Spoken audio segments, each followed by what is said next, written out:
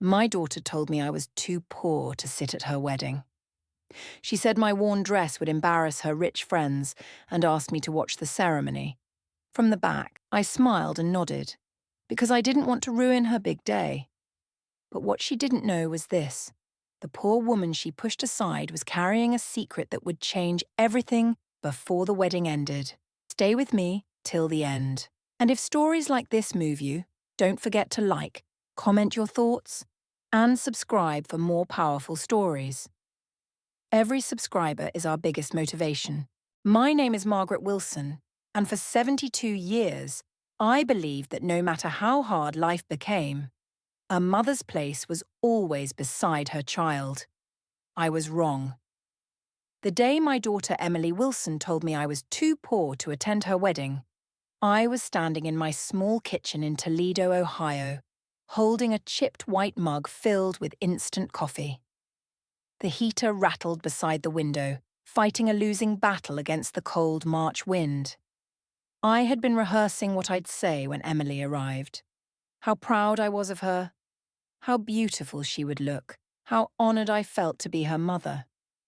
I didn't know I was about to be erased from the most important day of her life. Emily arrived exactly at noon, just as she always did. Punctual, polished, and distant. She didn't hug me when she walked in. She barely looked at the wedding photos I had framed and placed carefully on the table, pictures from magazines I'd collected, dreaming about her big day since she was a little girl. She sat down slowly, crossed her legs, and sighed. "Mom," she said, her voice controlled, "we need to talk." Something in her tone made my chest tighten. "Of course, sweetheart," I replied, forcing a smile. "Is everything ready? I was thinking maybe I could help with—" She raised her hand, stopping me mid-sentence. "No," Emily said. "That's actually what this is about." She looked around my apartment. The peeling paint, the thrift store couch, the threadbare rug I'd owned for 20 years. Her eyes lingered on my faded cardigan. Then she said the words that still echo in my mind. "You can't come to the wedding, Mom." I laughed nervously. "What do you mean? Of course I can. I already told Mrs. Jenkins I'd ride with her to the church." Emily's lips tightened. "It's a black tie wedding," she said. "Daniel's family is very particular. Daniel Harper, my future son-in-law. A man I barely knew, except for the way he never quite met my eyes and always spoke to me like I was a charity case." "I can wear my navy dress," I said quickly. "The one I wore to church last Easter. I'll pin it up nicely." Emily shook her head. "It's not just the dress," she said sharply. "It's everything." My heart sank. "What do you mean, everything?" She leaned forward, lowering her voice like she was ashamed to be heard. "Your apartment, your car, your job history, the way you talk. Mom, you don't fit in with Daniel's family. His parents are donors, board members, business owners. They expect a certain image." I stared at her, not understanding. "I'm your mother," I whispered. "I know," Emily replied. "But this wedding isn't about you. It's about our future." She finally said the truth then. "You're too poor to sit with our family. You'd embarrass us."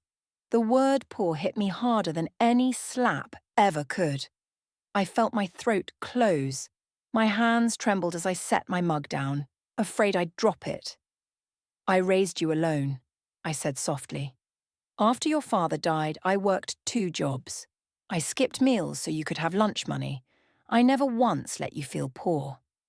Emily's eyes flickered for just a moment, but the wall went back up immediately. "And I'm grateful," she said. "But gratitude doesn't change reality." She stood up, smoothing her designer coat.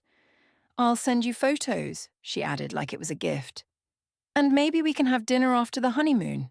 Somewhere casual." Casual, like I was something to hide. She walked to the door.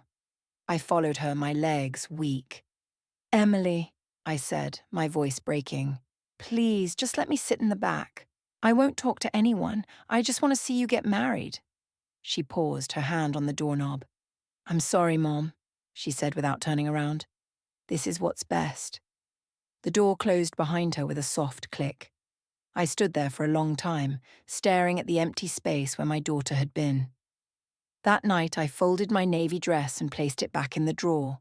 I sat alone on my couch while the clock ticked loudly on the wall. On the day of Emily's wedding, while she walked down the aisle in silk and crystal, I ate soup from a can and listened to the radio. I told myself it didn't matter, but deep inside, something broke. And neither of us knew it yet, but Emily's perfect life was already beginning to crack. Margaret Whitmore sat at the small wooden kitchen table in her modest Ohio apartment, the morning sunlight spilling softly through lace curtains she had owned for over 30 years. The kettle whistled gently on the stove, but she didn't move to turn it off. Her eyes were fixed on the envelope resting in her trembling hands. The paper was thick, expensive, cream-coloured with gold lettering. Emily Whitmore and Daniel Brooks, wedding invitation. Margaret swallowed hard. This was it. The moment she had been waiting for, dreading, praying for all at once. Her daughter was getting married. For a long second, Margaret smiled. A real smile. The kind that carried memories. Emily as a little girl in a white dress twirling in the living room, pretending to be a bride, shouting, "Mom, look! I'm a princess." Back then, Margaret had clapped and laughed, even though her feet ached from working double shifts at the diner. She slowly opened the envelope. Inside was a beautifully designed invitation card. Elegant, sophisticated. Everything Margaret never had but always wanted for her daughter. But as she read further, her smile faded. At the bottom of the invitation, tucked between venue details and dress code instructions, was a small separate card. Reception seating information. Margaret frowned and unfolded it. Her heart sank. Due to limited seating and aesthetic arrangements, we kindly ask certain guests to attend the ceremony only. Reception seating is reserved for immediate family and special guests. Margaret read it twice, then a third time. Her name was handwritten in blue ink at the bottom. Margaret Whitmore, ceremony only. The kettle screamed louder now, but Margaret still didn't move. Ceremony only. No reception, no dinner, no family table, no place beside her daughter. A dull ache spread through her chest. She told herself not to overreact. Maybe it was a mistake. Emily wouldn't do this on purpose. Emily was busy. Weddings were complicated. Margaret stood up slowly and turned off the stove. Her hands shook as she poured the hot water over a single tea bag. No sugar like always. Sugar was something she saved. She sat back down and stared at the card again. That's when her phone rang. Emily. Margaret's heart jumped. She answered immediately. "Hello, sweetheart," Margaret said, forcing warmth into her voice. There was a pause on the other end. "Mom," Emily replied, her tone polite but distant. "Did you get the invitation?" "Yes," Margaret said softly. "It's beautiful." Another pause. "And the note?" Emily asked. Margaret closed her eyes. "Yes, I saw it." Silence stretched between them. Finally, Margaret spoke. "Emily, is there a reason I'm not invited to the reception?" Emily sighed, clearly irritated. "Mom, please don't make this harder than it needs to be." Margaret felt her throat tighten. "I'm not trying to. I just want to understand." "Well," Emily said, lowering her voice, "Daniel's family is very particular. His parents are paying for most of the wedding." Margaret already knew where this was going. "They want a certain image," Emily continued. "It's a high-end venue, very upscale. And honestly, Mom, your situation makes things awkward." Margaret's fingers clenched around her teacup. "My situation?" she repeated. Emily hesitated. "I mean, you don't really fit in with the crowd." Margaret felt like the air had been punched out of her lungs. "I raised you," she said quietly. "By myself. I worked 3 jobs. I skipped meals so you could eat. I know, Mom, Emily snapped, and I'm grateful, but this is my wedding. I don't want people whispering. Whispering about what? Margaret asked, tears burning behind her eyes. Emily exhaled sharply. About my mother wearing an old coat, about her taking leftovers, about her not belonging. The words landed like blows. Margaret's voice shook. So I'm too poor to sit at my daughter's wedding reception.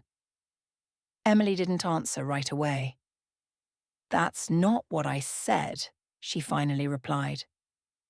But it's what you meant, Margaret whispered. Mom, you can come to the ceremony, Emily insisted. Isn't that enough? Margaret looked around her small kitchen, the peeling paint, the thrift store chairs, the photographs on the wall showing a life built with sacrifice. No, she said softly. It's not. Emily's tone hardened. I can't change this. Daniel agrees. His parents agree. So everyone agrees I don't belong, Margaret said. Please don't be dramatic, Emily replied. This is just how things are now. Margaret felt something break inside her, not loudly but completely. I understand, she said after a long pause. I won't embarrass you. Emily relaxed. Thank you, Mom. I knew you'd understand. They hung up. Margaret placed the phone on the table and stared at it as if it had betrayed her. For years she had told herself that the sacrifices were worth it, that one day Emily would look back. The morning of Emily Carter's wedding arrived cold and bright, the kind of morning that looks hopeful even when your heart feels empty. I woke up before dawn in my small apartment on Maple Street, the same place I'd lived since my husband Robert Carter passed away 8 years ago. The radiator clicked softly, struggling to push out warmth. I sat up slowly on the edge of my bed, my joints stiff, my chest heavy. Today was supposed to be one of the proudest days of my life. I walked to the mirror and looked at myself. Margaret Carter, age 68, grey hair pulled neatly into a bun, wrinkles earned from years of hard work, sleepless nights, and quiet sacrifices no one remembered anymore. Hanging on the closet door was the dress I'd planned to wear to Emily's wedding. A simple navy blue dress. Nothing fancy. I bought it on sale months ago and had it altered myself. I thought it was elegant, respectable. I reached out and touched the sleeve. Then I remembered Emily's words. You'll embarrass us. My hand dropped. Instead of getting dressed, I made myself a cup of weak coffee and sat at the kitchen table. Outside, I could hear distant traffic and the faint sound of church bells from somewhere across town. That bell was probably ringing for her. At St. Andrew's Country Club. The wedding was already in motion. Emily stood in front of a tall mirror in the bridal suite, surrounded by soft laughter and champagne glasses. Her white gown shimmered under the lights. Her bridesmaids, Lauren, Jessica, and Megan, buzzed around her, fixing her veil and snapping photos. Her fiancé, Daniel Whitmore, came from money. Old money. His parents, Richard and Susan Whitmore, were respected, wealthy, and deeply concerned with appearances. Everything has to be perfect, Susan Whitmore kept saying, adjusting a floral arrangement for the 3rd time. Emily nodded, smiling, but her eyes flickered toward her phone on the table. No messages from me. She told herself she didn't care. Back in my apartment, I decided not to sit alone all day. I put on my coat and walked to the bus stop. I didn't know where I was going. I just knew I couldn't stay still. The bus took me downtown. I got off near a small public park where Robert and I used to take Emily when she was little. The benches were damp with morning dew, but I sat anyway. I watched families walk by. Mothers adjusting little dresses, fathers holding tiny hands. A young girl asked her mom if she looked pretty. Her mother knelt down and said, "You're beautiful. Always." My throat tightened. I wondered when Emily stopped believing that about me. At the country club, the ceremony was about to begin. Guests filled the seats. Business associates, socialites, distant relatives. Laughter echoed under crystal chandeliers. As Emily stood behind the doors, bouquet trembling slightly in her hands, something felt wrong. "Your mother didn't come, did she?" Lauren asked carefully. Emily's jaw tightened. "She knows better." Daniel glanced at her. It's not too late. If you want—" "No," Emily said quickly. "This is how it has to be." The music started. The doors opened. Emily walked down the aisle, smiling flawlessly, but her heart pounded harder with every step. She scanned the crowd without meaning to. The front row on the bride's side was filled, except for one empty seat.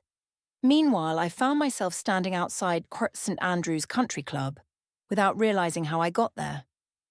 I didn't go inside. I stood across the street watching luxury cars pull in. Women in designer dresses, men in tailored suits. I held my purse close to my chest like armor. "I raised her," I whispered to myself. "I taught her to walk. I worked double shifts so she could go to college." But none of that mattered today. I turned away before anyone could see me. Inside, vows were exchanged. "I do," Emily said, her voice steady, but her eyes shimmered. The applause was loud, but the empty seat stayed empty. Later, during the reception, champagne flowed and laughter filled the ballroom. Emily danced with Daniel, smiled for photos, accepted congratulations. Yet every time someone asked, "Where's your mother?" her smile froze for half a second. "Oh," she'd say lightly, "she couldn't make it." But guilt has a way of seeping in through cracks. During the mother-son dance, Emily stood near the edge of the dance floor. She watched Daniel sway with Susan Whitmore, Susan's expensive jewellery sparkling under the lights. Something inside Emily twisted. She remembered a very different dance. A small kitchen, a cheap radio, me holding her tiny feet and laughing as we spun. Emily excused herself and went to the restroom, locking the door behind her. For the first time that day, she cried. Back home that evening, I took off my coat and sat in the dark. The wedding was over. I hadn't been there. My phone buzzed once, a photo notification from social media. Emily, glowing in white. I stared at the screen for a long time. Then I turned the phone face down. I whispered into the silence, "I hope you're happy, Emily." But deep down, I felt something else growing quietly. Not anger, not revenge, something heavier, something that would change everything. Emily Carter's Weddington arrived wrapped in silence. I woke up before dawn in my small rented room, the pale light slipping through thin curtains. For a moment, I forgot where I was. Then reality settled in. Today was my daughter's wedding, and I was already made to feel like I didn't belong. I stood slowly, my knees aching as they always did, and reached for the dress hanging on the closet door. It was a soft navy blue dress I'd bought on sale months ago. I had saved for weeks, skipping meals, just to afford something decent. I even stitched the loose hem myself late at night under a dim lamp.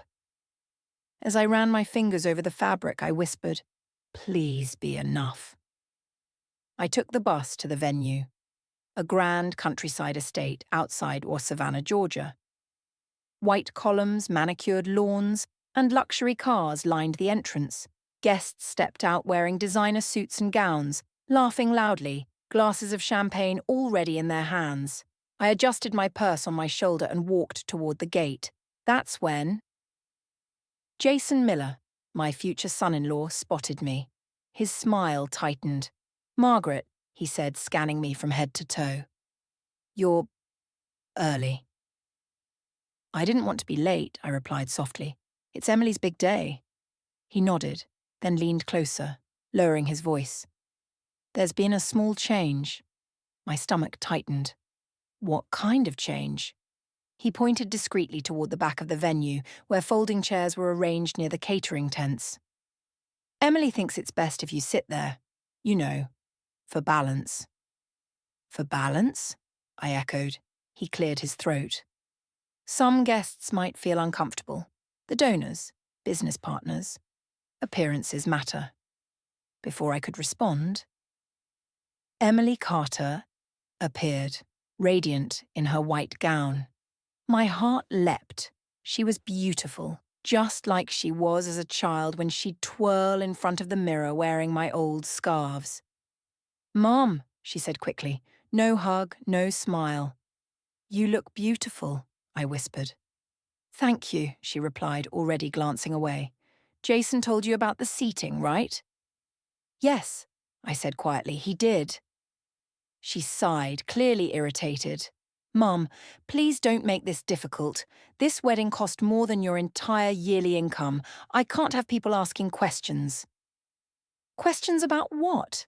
That I raised you alone after your father died? That I worked 3 jobs so you could go to college?" But I said none of that. "I just wanted to sit with family," I replied. She crossed her arms. "You are family. Just not in the front." The words struck deeper than she realised. As guests began taking their seats, I walked toward the back, my head bowed. I could feel eyes on me, some curious, some pitying. Then I heard a voice. "Margaret?"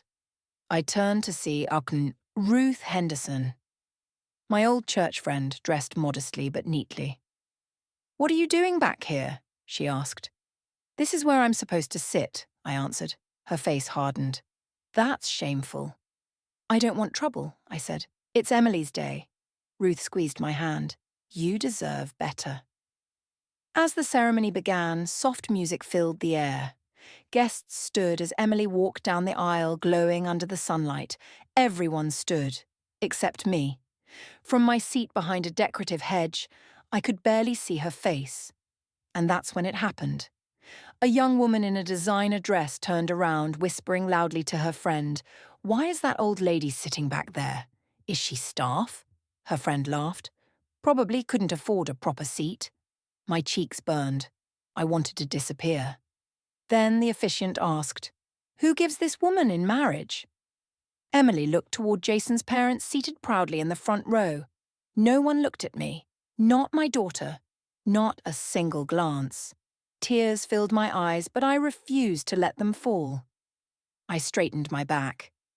Because in that moment, something inside me changed. I realized I had spent my entire life shrinking myself so Emily could grow. And now she was ashamed of the woman who gave her everything. As applause filled the air, I stood up quietly and walked away. No one noticed. Or maybe they chose not to. But I knew one thing for certain. This wedding was not the end of my story. It was the beginning of Emily learning what it truly costs to forget where you came from. The night after the wedding debacle, Margaret sat alone in her small apartment in downtown Chicago, her hands wrapped around a steaming mug of tea. The dim light of her living room flickered softly against the walls, casting shadows that seemed to echo the turmoil inside her heart. She stared at the photograph on the wall, her late husband, Henry, smiling warmly at her, and a pang of grief and loneliness swept over her. Henry had always been her pillar of strength, and now, in his absence, she felt more fragile than ever. Margaret had spent her entire life working tirelessly, raising her daughter, Emily, on a modest income. She had sacrificed her own dreams to ensure Emily had opportunities. Margaret never did. College tuition, music lessons, ballet classes. Margaret had quietly managed it all, often juggling 2 jobs, rarely taking time for herself. But now, after Emily's wedding, all that effort seemed invisible, overshadowed by a cruel judgment. She was too poor to be part of her daughter's big day. As she sipped her tea, her phone buzzed. It was a message from her neighbour, Mrs. Henderson, an elderly woman who lived down the hall. "Margaret, I know today must have been painful, but I wanted to let you know the community centre is holding a small charity event tomorrow evening. They could use someone with your experience in organising and managing events. Maybe it's a chance to distract yourself and meet some kind-hearted people." Margaret hesitated, staring at the message. Normally, she wouldn't have considered attending, still carrying the sting of rejection from Emily's wedding. But something in Mrs. Henderson's words, "meet kind-hearted people," sparked a flicker of curiosity. Maybe this was the universe nudging her towards something new. The next day, Margaret arrived at the community centre, a modest building with brick walls and banners, welcoming visitors to their Helping Hands charity gala.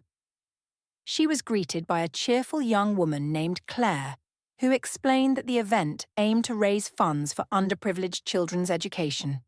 Claire's enthusiasm was infectious, and Margaret found herself smiling despite the heaviness in her heart.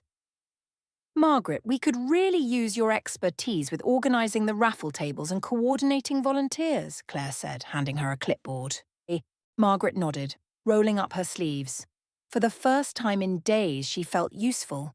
She organised tables, delegated tasks, and guided the volunteers efficiently.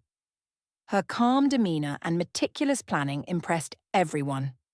One of the volunteers, a man named David, approached her during a short break. "You know, Margaret," he said, "you have an incredible talent for this. You should consider doing more events like this. You bring people together in a way that's rare these days." Margaret smiled faintly, a mix of pride and lingering sadness. "I suppose I've had a lot of practice," she replied quietly. She thought about Emily and the wedding, but for the first time she felt a sense of self-worth that had nothing to do with her daughter's approval. As the evening unfolded, the event turned out to be a remarkable success. Margaret coordinated smoothly with volunteers, guided guests, and even managed to engage a few local sponsors who donated generously. People laughed, shared stories, and celebrated small victories together. Margaret realised that her ability to nurture, organise, and care for others had not disappeared. It had simply been unrecognised by Emily, blinded by societal expectations of wealth and status. By the end of the night, Margaret stood at the entrance, watching the guests leave. David approached her again. "Margaret, you have a gift," he said earnestly. "Have you ever thought about turning this into a business? Event planning, community projects? People would pay for this. You could build something meaningful for yourself." Margaret's eyes widened. She hadn't considered it seriously before, always putting her own aspirations on hold. But now, standing in the glow of the community centre's lights, she felt a spark, a possibility that life could be more than what her daughter's rejection had led her to believe. As she walked home that night, Margaret reflected on the bitter words Emily had spoken. For a moment, she allowed herself to feel the hurt fully. But then she reminded herself, her worth was not measured by the grandeur of a wedding or the judgment of her child. Her value was in her kindness, her resilience, and her unwavering dedication to helping others. Margaret realised that this event was only the beginning. A new chapter awaited her, one where she would define her own success, not through material wealth, but through the impact she could make in the lives of others. And for the first time in months, Margaret felt a sense of excitement, a whisper of hope that perhaps the life ahead could be brighter than she had ever imagined. The following week, Margaret woke up early, the morning sunlight spilling across her modest apartment in Chicago. Her body ached less than it had in days, and her mind buzzed with anticipation. She had decided to follow David's advice and explore the idea of event planning professionally. Maybe she could start small, community projects, local gatherings, and slowly build a reputation. Margaret brewed her morning coffee and reviewed a list of contacts David had suggested: local businesses, suppliers, and community leaders. Each name represented a potential step toward independence, a way to reclaim control over her own life. She felt a strange mix of fear and excitement. Fear of failure, yes, but also excitement at the thought of finally proving to herself that she was more than the sum of her struggles. Later that day, Margaret headed to a small cafe near Lincoln Park, where she had arranged to meet Claire and David for a brainstorming session. The cafe was cosy with exposed brick walls and large windows letting in natural light. The aroma of freshly brewed coffee mingled with the faint scent of pastries, creating a comforting atmosphere. Margaret spotted Claire waving from a corner table, her bright smile contagious, and David approaching from the other side. "Margaret, you made it!" Claire exclaimed. "We were just talking about potential venues for your first event. I think the community will love it." David nodded, setting his laptop on the table. "We've drafted some ideas for small-scale charity events, corporate workshops, even birthday parties. With your organisational skills, Margaret, you could turn this into something sustainable." Margaret smiled, feeling a warmth in her chest.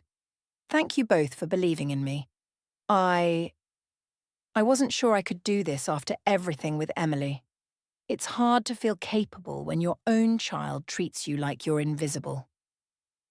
Claire reached across the table, squeezing Margaret's hand gently. "Emily's opinion doesn't define you.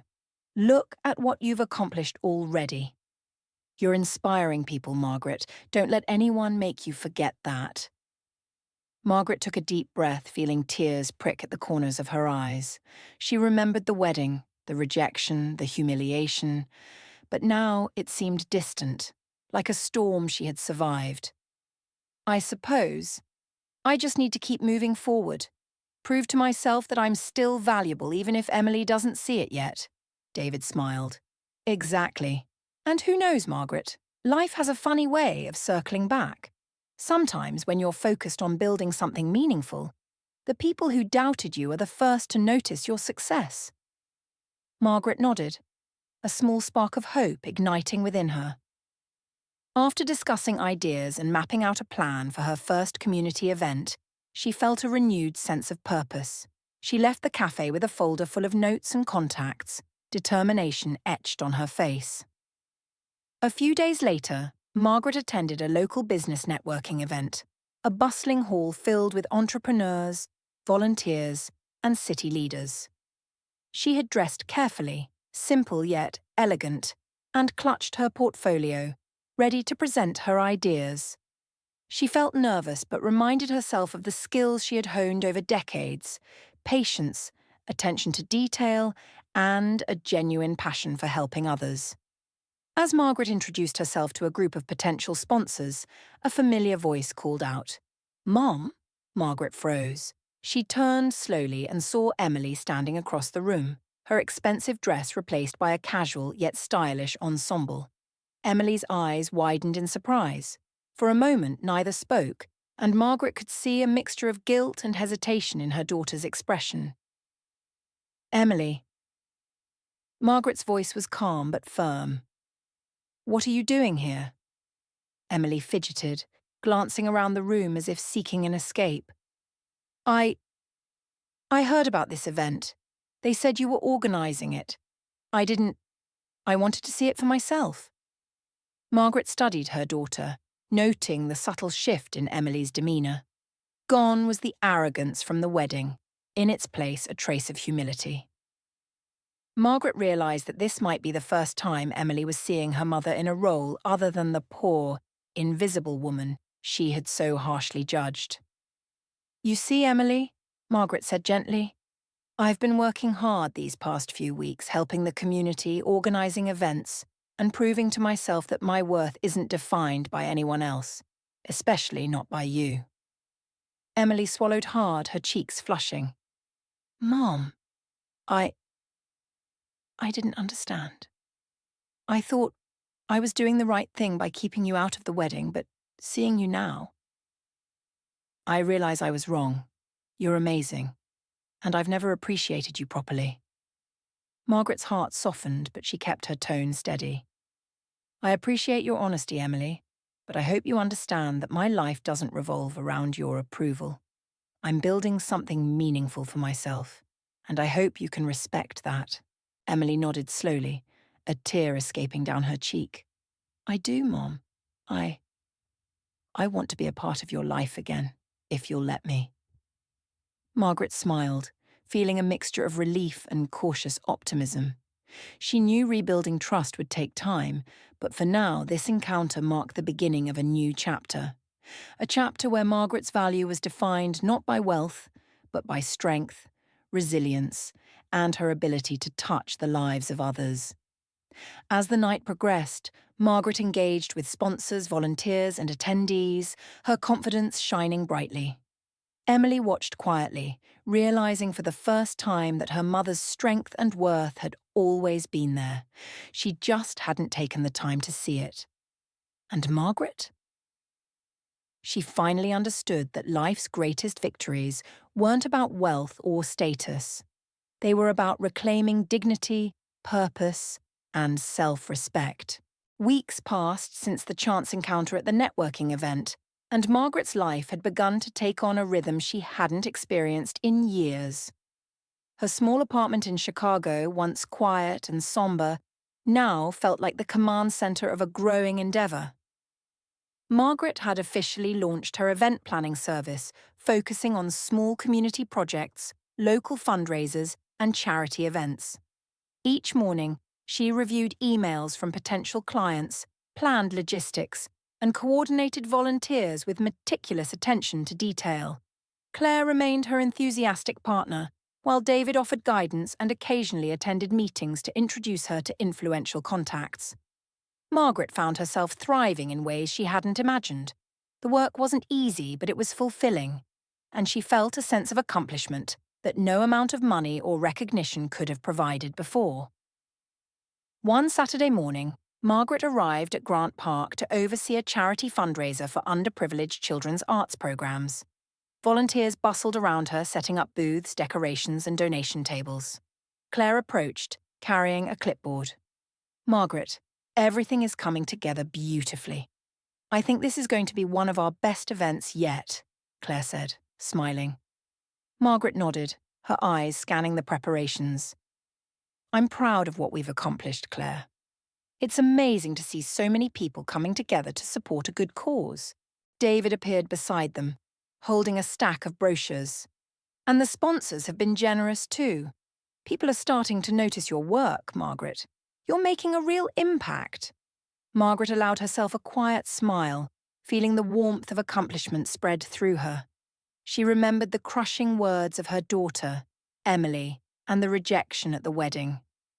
At the time, it had felt like a wound that could never heal, but now she understood that life had a way of turning adversity into opportunity. As the event began, Margaret moved from booth to booth, ensuring everything ran smoothly. Children laughed as they painted murals, volunteers guided guests, and local musicians performed in the background.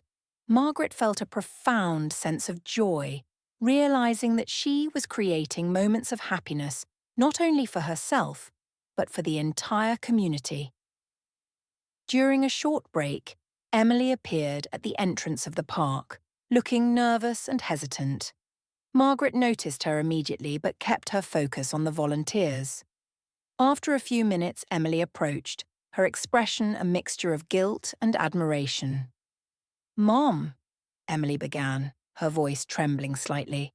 I wanted to see you in action. I heard about this event, and I realized I never gave you the credit you deserve." Margaret turned to face her daughter fully, her eyes calm but firm. "Emily, I've told you before, my worth isn't measured by your approval, but seeing you here, I appreciate your effort to understand." Emily nodded, tears welling up in her eyes. I want to make things right. I've been selfish, thinking only about appearances and wealth. I didn't realize how much you've done for me all these years." Margaret took a deep breath, allowing herself to feel both the pain and the healing. "It's not too late, Emily. Actions speak louder than words. You can show me through your support, your presence, and your understanding." Emily reached for her mother's hand, and for the first time in months, Margaret felt the tentative bridge of reconciliation forming. They walked together through the event, Margaret pointing out different areas she had organised, explaining how volunteers and sponsors had collaborated. Emily listened intently, clearly impressed by the scale and professionalism of her mother's work. As the fundraiser progressed, Margaret received multiple compliments from attendees and sponsors. One of them, a local business owner named Mr. Reynolds, approached her with a proposal. "Margaret, this event has been phenomenal. Your organizational skills and dedication are remarkable. I'd like to discuss a partnership for future community projects. I think we could create something truly impactful together." Margaret's heart swelled with pride.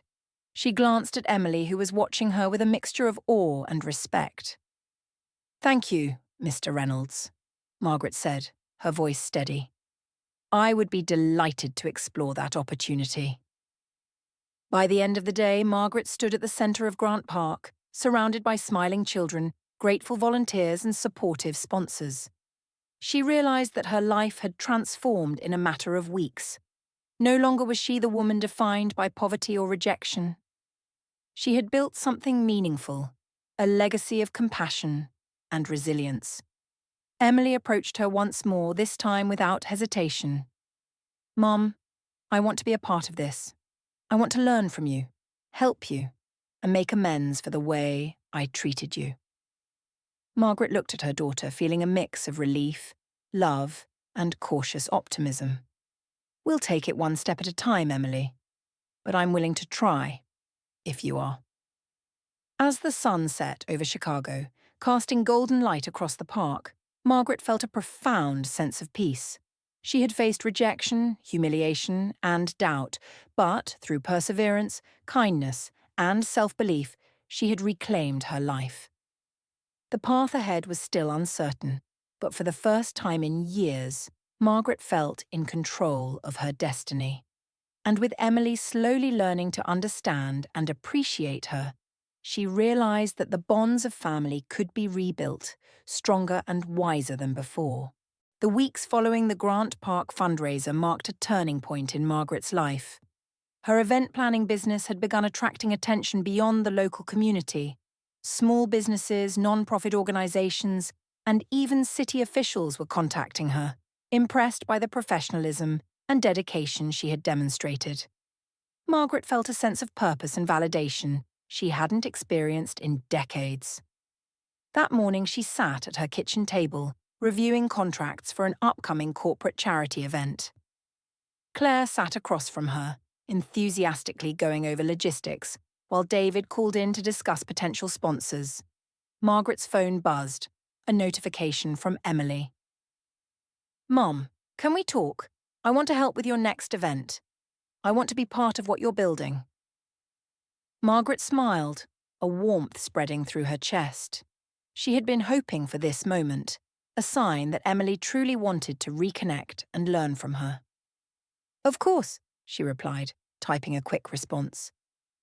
"Let's meet this afternoon. I'll show you what I've been working on." By the time Emily arrived, Margaret had set up a small command centre in her apartment, blueprints of the event, lists of volunteers, and a binder full of sponsor contacts. Emily looked around, impressed. "Mom, this is incredible.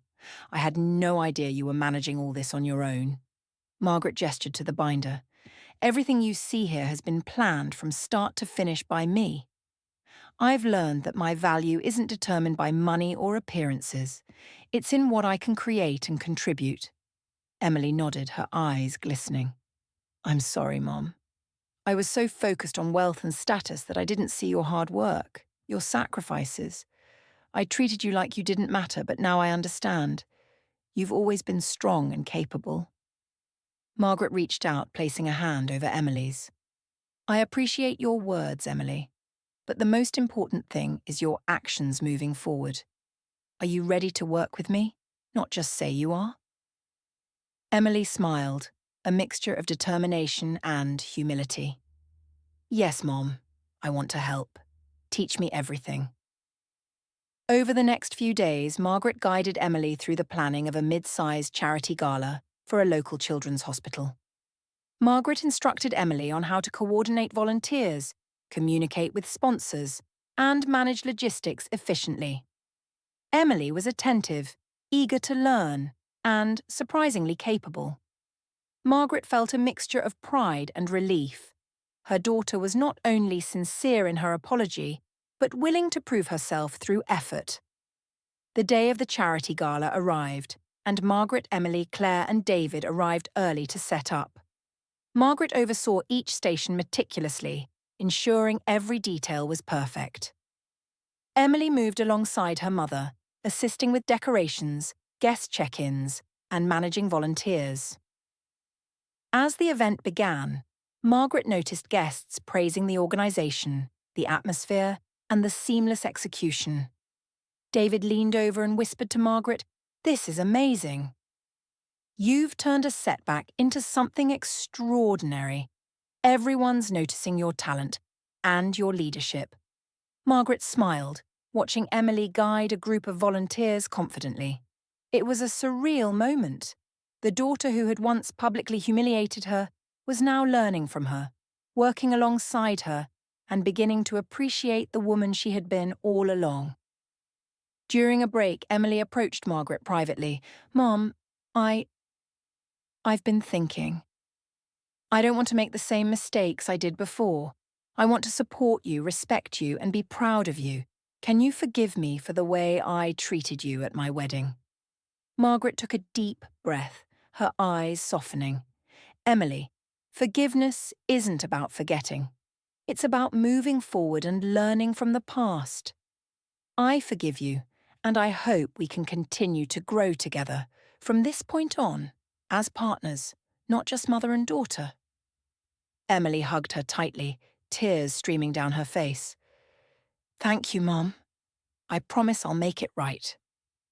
As the gala concluded, Margaret stood at the centre of the room, watching volunteers, guests and children enjoy the fruits of their labour.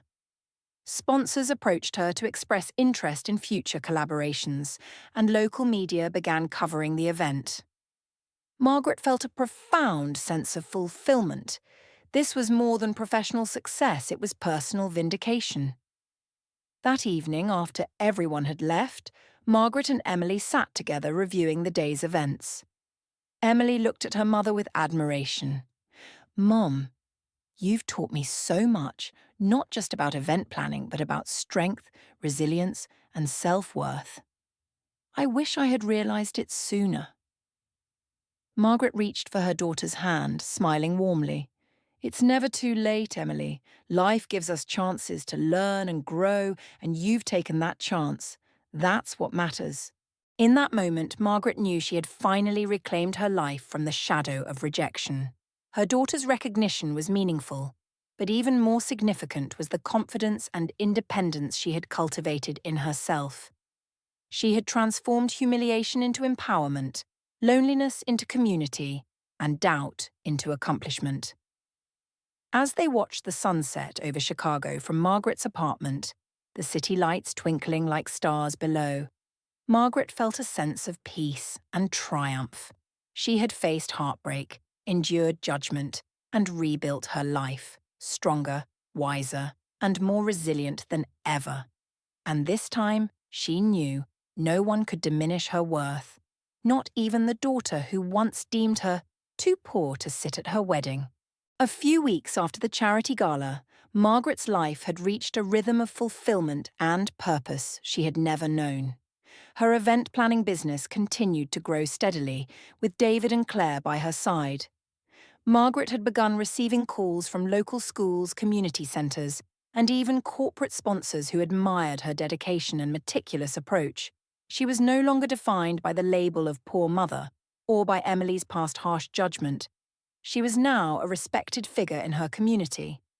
One crisp Saturday morning, Margaret was preparing for her next major event, a fundraising dinner to support underprivileged children's education in Chicago.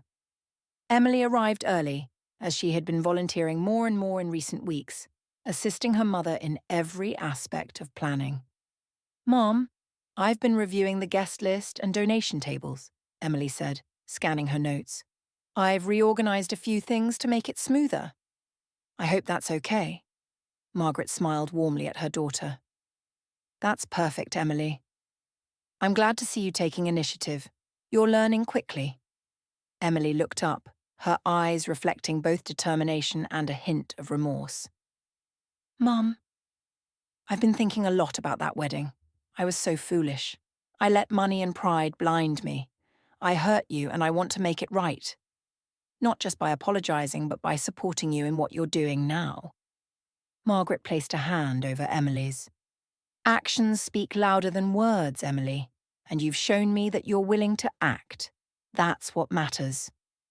As they walked into the venue together, Margaret felt a surge of pride, not just for herself, but for Emily, who was beginning to understand what true respect and appreciation looked like.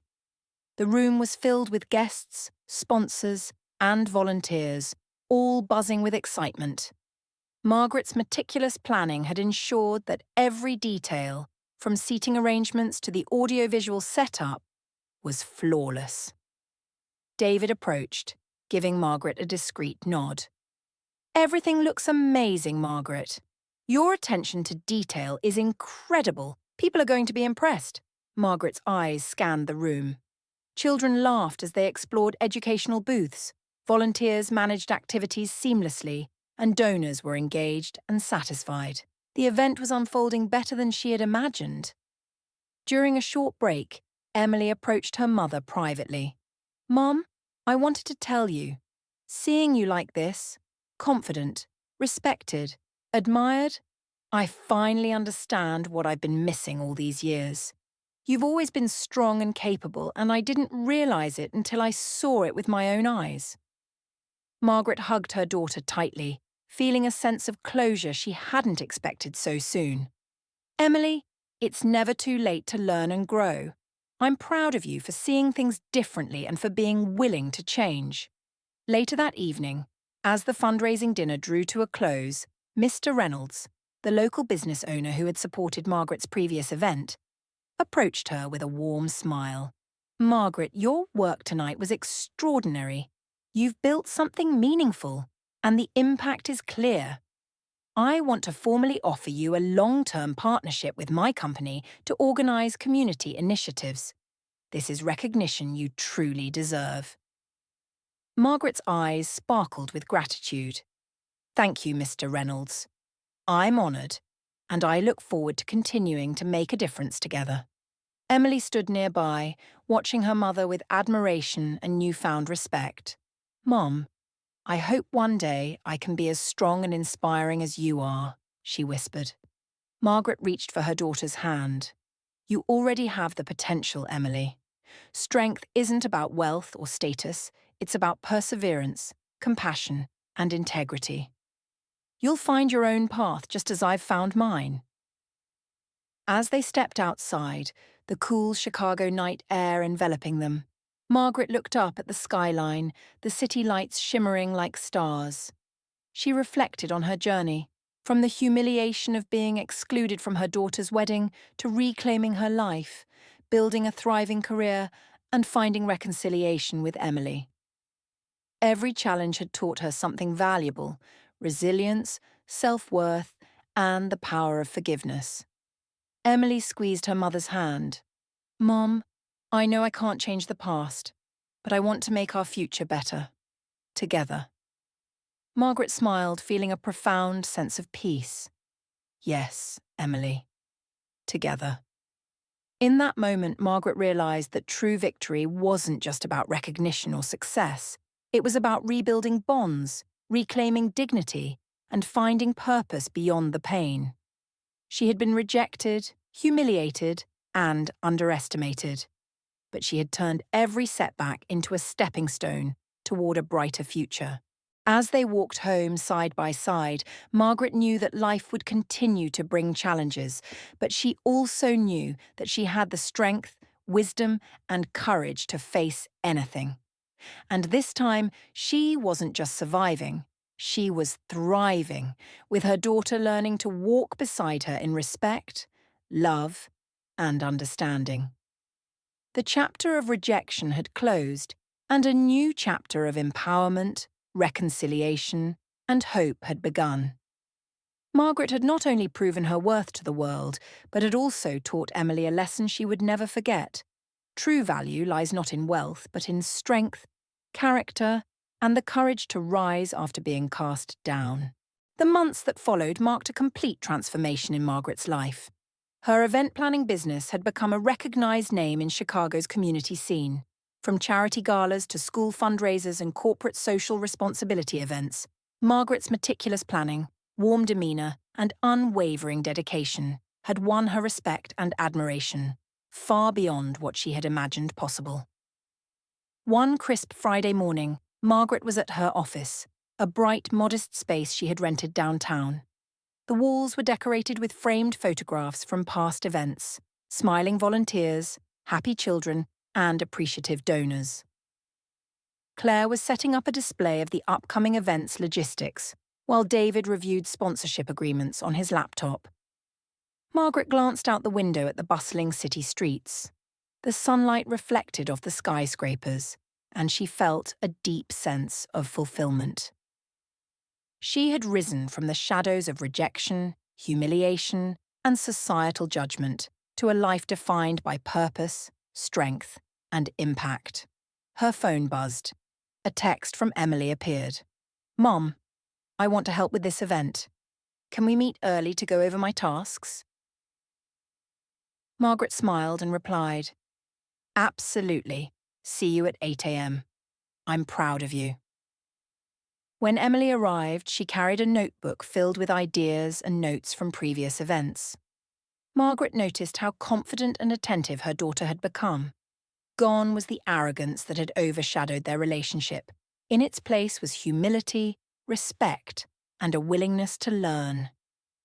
"Mom," Emily began as they walked through the planning process, "I've been thinking a lot about what you taught me, about resilience, dignity, and the importance of contributing to others.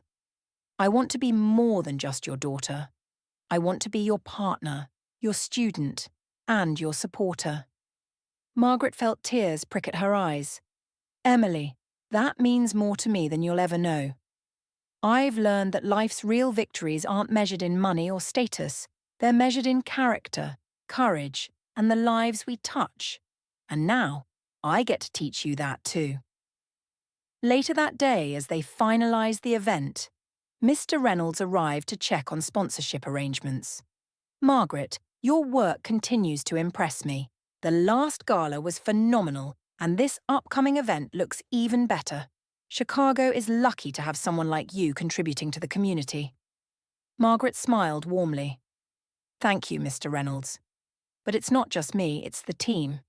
Claire, David, Emily, they all make this possible." Emily beamed, quietly proud of the acknowledgement. For the first time, she fully understood what her mother had endured, the countless sacrifices, sleepless nights, and relentless effort that had built a foundation stronger than anyone had recognized before. As the event commenced, Margaret moved gracefully between volunteers, sponsors, and guests. Children's laughter echoed through the venue, and guests expressed heartfelt appreciation for the organisation and atmosphere. Margaret observed Emily assisting a group of volunteers, guiding them with patience and confidence. A swell of pride surged through Margaret's chest. Her daughter was not only learning but also applying the values of respect, empathy, and diligence. During a quiet moment, Margaret and Emily stepped aside onto a balcony overlooking the city skyline. The golden glow of sunset bathed Chicago in a soft light. And Margaret felt a sense of completion. "Mom," Emily said softly, "I can't believe how far you've come, and how far we've come together. I'm sorry for ever doubting you, for judging you at my wedding. You've shown me what true strength looks like." Margaret embraced her daughter, holding her close.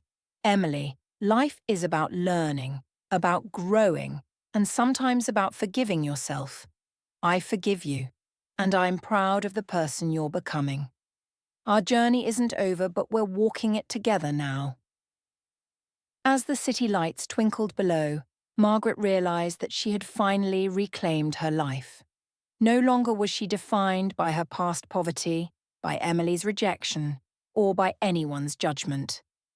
Her worth had always been intrinsic, forged through resilience, compassion, and unwavering courage.